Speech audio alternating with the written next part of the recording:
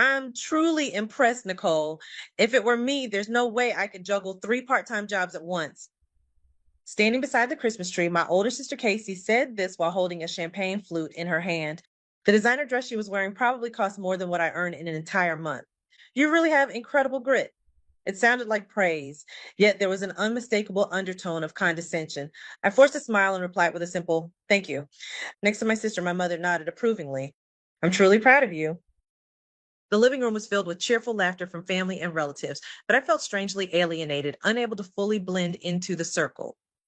Early morning shifts at a cafe, the university library, a late night restaurant. For the past 3 years, that cycle had been my entire life. All for one dream, to become a nurse. That single goal was what kept me going. Then it happened. My grandfather, who had been sunk deep into the sofa, quietly opened his mouth. Casey, your dress is certainly lovely, but isn't Nicole's effort something of a different kind? The atmosphere in the room shifted ever so slightly. My grandfather turned toward me and continued in a calm yet unmistakably authoritative tone. Nicole, tell me something. Why do you have to work that hard? The question felt like the stillness before a storm. Though puzzled, I answered honestly. For my tuition and living expenses, Grandpa. At that, my grandfather furrowed his brow deeply and shot a sharp, incredulous look at my mother and sister. That doesn't add up. I was told that every year more than enough money has been transferred into your account. In an instant, all sound vanished from the living room. My heart pounded loudly in my chest. An account? Money? What was he talking about? Beside me, my sister's perfectly composed smile froze solid. My grandfather's words dropped like a bomb, plunging the room into silence. All eyes pierced into my frozen mother and sister. It was my mother who broke the silence first. She waved her hands frantically, stumbling over her words as she tried to explain. Father, well, that is, yes, the money does exist, but we thought it might be too soon for Nicole, so we decided to manage it ourselves. Before she could finish, my sister Casey cut in. She regained her composure in an instant, put on a flawless smile, and addressed my grandfather.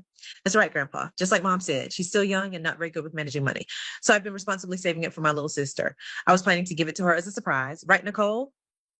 She even winked at me as if asking for my agreement. The flawless excuse, the confidence with which she delivered it, but I had seen it. The fleeting expression of fear that twisted her face just before she spoke. Memories flooded my mind all at once.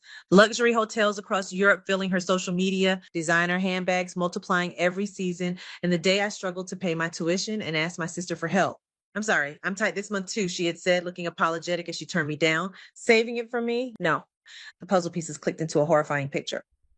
What had all my suffering over these past 3 years been for, and whose money had funded my sister's glamorous lifestyle? I felt anger rise quietly from deep within me, but I didn't explode. If I caused a scene here, she would simply wriggle her way out with another polished lie. I slowly stood up and locked eyes with my sister, who was still wearing that frozen smile. Then, in as calm a voice as I could manage, I said clearly, Casey, I'm very interested in this surprise you mentioned. Could you tell me more about it in the other room? After those words, no one could object. I quietly closed the door to the adjoining room, shutting out the false bustle of family cheer. Inside were only my mother, my sister Casey, and me. I crossed my arms and faced them. Enough with the excuses. Give me the account details. At my cold tone, my sister continued playing the role of a tragic heroine. Nicole, why won't you trust us? We're thinking of what's best for you. My mother, flustered, chimed in. That's right, Nicole. Calm down. Casey really does care about you. Stop it. For the first time, I let my emotions show. I'm sick of hearing that. If you won't tell me, I'll find out myself. I stormed out of the room, ignored the stunned relatives, and headed straight for my grandfather. Seeing the worry on his face, I simply shook my head. It was all lies. They didn't explain anything. My grandfather nodded deeply and gripped my hand tightly. Then, lowering his voice but putting tremendous weight into every single word, he revealed a shocking truth. Listen carefully, Nicole, and stay calm. 3 years ago, when you entered college, your mother, your late father, and I discussed this together and set up a trust fund for you. The amount was $420,000. $420,000? The number felt so unreal that my mind went completely blank. My grandfather continued, that money was meant for your tuition and living expenses. Your mother is the trustee, but you are the beneficiary. According to the contract, $100,000 was to be distributed to your account every year. $100,000 a year is several times more than my annual income. For 3 years, I had worked myself to the bone, sacrificing sleep, only to realize how insignificant that money had been in comparison. A wave of dizziness washed over me, and my body trembled with a violent anger rising from deep inside my gut. What had those 3 years of my life been? I've never received that money, not even once. And my barely squeezed out words, my grandfather's face twisted with fury. I know, this isn't just a family issue. This is a serious crime. He immediately pulled out his smartphone. I'm calling my lawyer right now. Their lies and excuses end here. At his firm declaration, I nodded hard. This was where my counterattack began. The morning after Christmas, my grandfather, my lawyer, Mr. Smith, and I were at the bank. We were shown into a private meeting room and sat across from the branch manager. Mr. Smith laid out in legally impeccable terms my rights as the beneficiary of the trust and formally demanded disclosure of the transaction records. But the branch manager's response shattered our expectations. I fully understand your position. However, I deeply regret to say that the official trustee of this trust is your mother, Mrs. Thompson. Under the law, even you, Ms. Nicole, as the beneficiary, cannot be shown detailed transaction records without the trustee's consent. At those words, I sprang to my feet. What? It's my money. Why can't I see it? The manager shook his head apologetically. I'm afraid those are the rules. All we can confirm is that the trust exists and that, in accordance with the contract, funds have been transferred every year to the designated beneficiary account. It was an overwhelming wall. We could confirm that the money had moved, but we couldn't reach the core issue of who used it and how.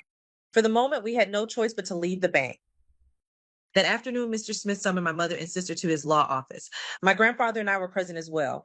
So when Mr. Smith confronted them with the facts confirmed at the bank, the existence of the trust and the annual transfer of $100,000, my sister immediately launched her counterattack as if she'd been waiting for this.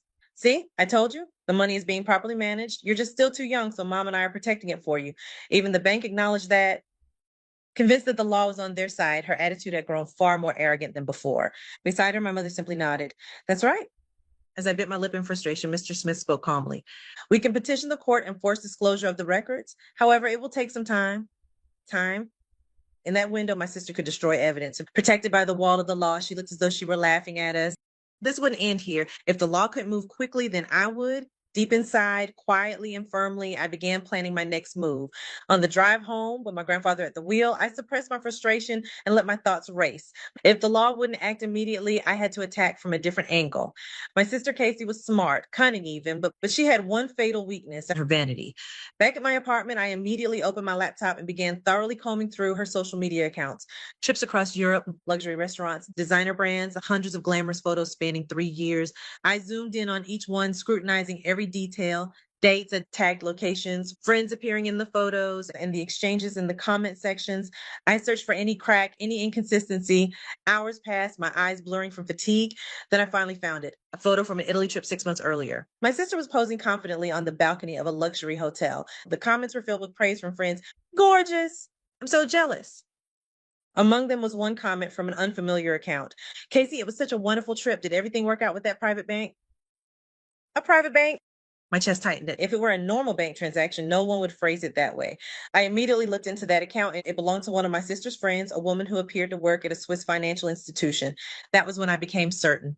My sister had another flow of money, one completely unknown to me. I kept digging. The credit card companies my sister used, the luxury brand boutiques where she was a preferred client, the travel agencies she worked with. I had no legal authority, so of course I couldn't obtain any direct information, but that wasn't my goal. What I was looking for was her pattern of behavior. And then I found another crucial clue: a photo of an airline ticket my sister had posted on social media. She had proudly photographed a first class seat, but in one corner of the image was a small printed string of characters. It was a customer management code used by a specific travel agency. I jotted it down and quietly picked up my phone, and the person I called was Lauren, a college friend of mine who was interning at a travel agency. I had no intention of asking her to do anything illegal. I just needed a little help as a friend. Lauren, it's Nicole. Sorry to call out of the blue, but I wanted to ask you something. The pieces of my counterattack were slowly coming together. Nicole, long time no see. What's up? Lauren replied cheerfully on the other end. I briefly explained the situation and asked about the customer code used by the travel agency my sister relied on. Of course, I didn't ask for any direct customer information. If you happen to know which agency uses this kind of code, could you tell me? I'm just curious which company my sister is a VIP client of. Sensing the gravity of the situation, Lauren lowered her voice. Okay, I can answer in general terms. That code belongs to Global Travel Consulting. They also provide concierge services for the ultra wealthy. They're nothing like ordinary travel agencies. They only deal with very exclusive clients for the wealthy. Without my trust fund, there was no way my sister could afford services like that. Lauren added one more critical piece of information. That company is famous for its strict privacy protection, but there's one distinctive feature. They rank their clients based on asset levels, and for their top tier clients, they offer introductions to partner Swiss private banks. Swiss private banks. It was a perfect match for the phrase I'd seen in the social media comment. That phone call yielded far more than I'd expected. As soon as I hung up, I contacted my grandfather and our lawyer, Mr. Smith. After hearing my report, Mr. Smith responded with a voice filled with both surprise and admiration. Excellent work, Nicole. This is extremely valuable information. There's a high probability that after transferring money from the legitimate trust account into her own account, your sister moved the funds again, almost like money laundering, into overseas private banks. If we'd only been looking at domestic accounts, we never would have seen the full picture. His words strengthened my conviction. We need to make her let her guard down. If she believes we're still struggling with disclosure from domestic banks, she'll eventually slip up. Mr. Smith agreed with my proposal. Exactly. Then we'll deliberately proceed slowly with the court petition for disclosure. In the meantime, can you obtain decisive evidence? Yes, I answered firmly. Her greatest weakness is her vanity, her need to show off her success. That's where an opening will appear. I'm certain of it. The plan was set. On the surface, we would appear stuck in legal procedures. Behind the scenes, we would gather decisive proof, and this was the beginning of a quiet war to reclaim my future. A few days after launching the plan, I deliberately visited my mother, looking utterly exhausted. Mom, I'm so tired. Even Mr. Smith says there's nothing he can do against the bank's rules. We'd have to file a lawsuit, and that would take so much time and money. And I let out an exaggerated sigh and slumped my shoulders. Maybe Casey was right after all. She was managing the money for my sake, and I doubted her. I ended up tearing the family apart. At my performance, relief clearly washed over my mother's face. Nicole, I'm glad you understand now. Yes, Casey has always put you first. Yeah, that's why I want to apologize to her. I was thinking maybe we could have dinner somewhere tonight. That evening, my sister Casey showed up at the restaurant I'd chosen, brimming with confidence. The moment she saw me, she flashed a triumphant smile. So you finally come to your senses, Nicole? You realize now that resisting was pointless, right? Yes, I'm really sorry, Casey.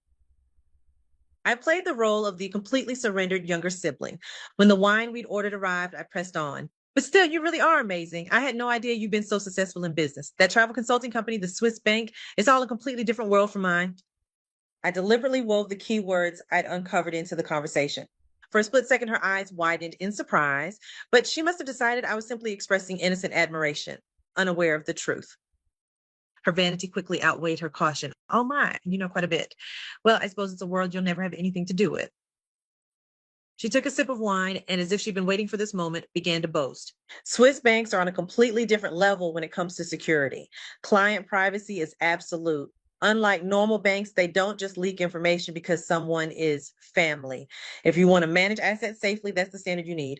I nodded along, all the while making sure under the table that the recording button on my smartphone was working perfectly. Yes, keep talking. Tell me more in your own words about that so called secure asset management. Forget whose assets they really are and say more. The trap was almost complete. The day after my dinner with my sister Casey, I returned to Mr. Smith's law office with my grandfather. Mr. Smith played the audio file I had recorded on his PC. When it finished, he nodded gravely. I see. This will be a powerful weapon. He turned the screen toward us. Listen carefully, Nicole. This recording serves as evidence of extremely bad faith conduct by the trustee and those connected to her, showing that they were operating overseas accounts without informing you, the beneficiary. Based on this, we can petition the court on the grounds of a strong suspicion of asset concealment and request an emergency asset freeze along with a compulsory disclosure order for all transaction records, including overseas accounts. My grandfather asked, so what does that mean exactly? What they fear most is having the entire flow of money exposed to daylight. Mr. Smith replied, we'll use this recording as our trump card and issue them a final ultimatum. Mr. Smith immediately called my sister's attorney. The voice of the opposing lawyer came through on speakerphone. Calm but utterly uncompromising, Mr. Smith laid out our demands. We are in possession of an audio recording that strongly suggests Casey Thompson has concealed trust assets. Within 48 hours, you are to disclose all account information and present a repayment plan. Failing that, we will proceed immediately with criminal charges. There's no room for negotiation. On the other end of the line, silence. After a long, heavy pause, the lawyer finally spoke as if squeezing the words out. Understood. I will inform my client and get back to you. As the 48-hour deadline loomed, a call came into Mr. Smith from my sister's attorney. What came through the speaker was a completely drained voice. My client wishes to speak directly. She will come to your office tomorrow morning at 10. It was a signal of surrender, but it wasn't over yet. The final confrontation awaited the following day. At the meeting arranged as their response to the ultimatum, my mother and sister appeared. My mother looked as if she had aged years overnight. My sister, her pride utterly shattered, looked hollow and lifeless.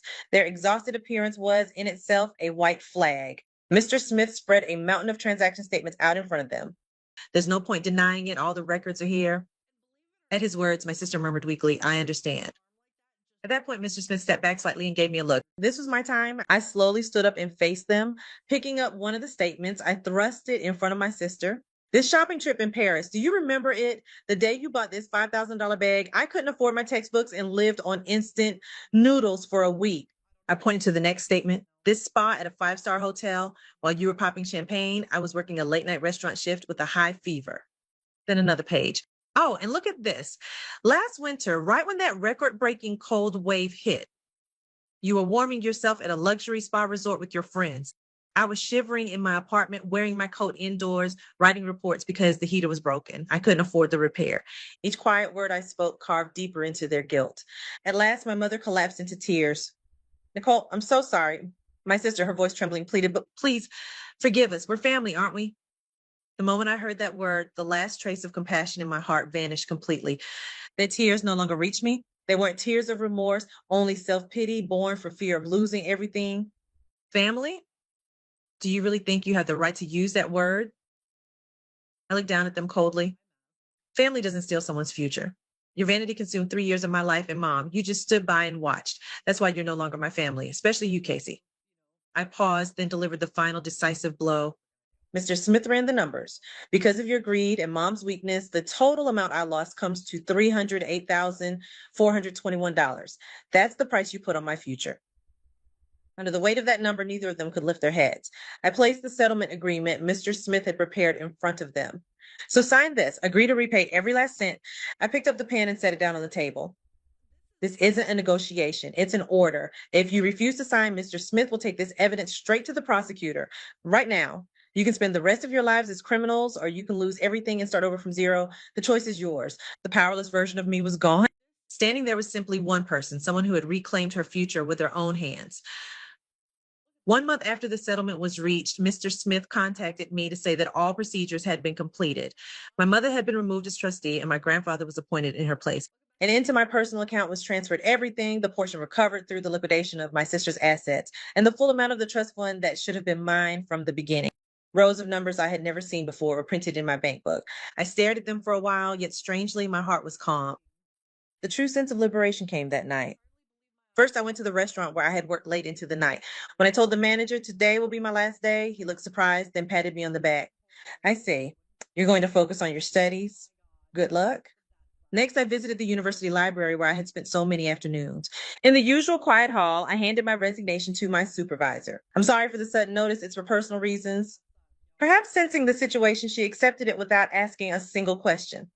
Finally, I went to the cafe where every morning had begun with the scent of espresso. After closing time, I returned my key to the owner. Thank you for the past 3 years. He smiled and said, I'll miss your latte art. I visited 3 workplaces and said 3 goodbyes. It felt like a ritual, cutting one by one the chains that had bound me for 3 long years. When everything was done, I walked alone back to my apartment. I no longer needed to set alarms for my work shift. I no longer had to squeeze time out of exhaustion just to nap. Looking up, I saw the full moon quietly gazing down at me. Overwhelming freedom, a calm yet powerful feeling, one I had never known before, rose from deep within me. I didn't cry. I simply took a deep breath, and it felt as though 3 years of fatigue quietly melted away. And then my life changed completely. The relentless schedule that chased deadlines vanished, and gentle time I could use by my own will, returned to me. It was time to reclaim my humanity. Freed from financial anxiety, studying to become a nurse was no longer a burden. It became a pure joy. My academic performance improved dramatically, and at last I began walking straight down the path toward my dream. One weekend, I visited my grandfather. As the new trustee, he carefully and clearly explained how my assets were being properly managed. Then he said this to me, Nicole, money is a tool meant to enrich your life. Never let it control your life. The previous trustees forgot that.